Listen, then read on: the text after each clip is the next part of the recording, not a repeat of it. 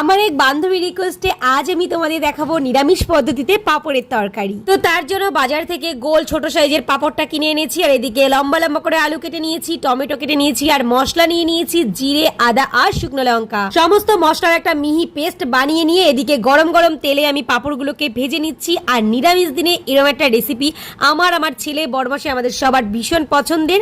তো সমস্ত পাঁপড় ভাজা হয়ে গেছে। ওই পাঁপড় ভাজা তেলেই কিন্তু আমি হলুদ আর লবণ দিয়ে আলুগুলোকেও খুব ভালো করে ভেজে তারপর তুলে রাখবো। দেখতেই পাচ্ছ আলুটা কিন্তু 50% সেদ্ধ হয়ে গেছে। এবারে ওতে আরও কিছুটা পরিমাণ তেল দিয়ে একটা গোটা শুকনো লঙ্কা আর গোটা জিরে আমি ফোড়নে দিয়ে দেবো। নিরামিষ রান্না একটু টেস্ট বাড়ানোর জন্য একটু হিং ফোড়ন দিতেই পারো, আমি এখানে একটু হিং ফোড়ন দিয়ে দিয়েছি। আর মশলাটা যাতে না ছিটকায় সেই জন্য একটু হলুদ গুঁড়ো দিয়ে তারপর কিন্তু ওই মশলা বাটাটা ছেড়ে দিলাম।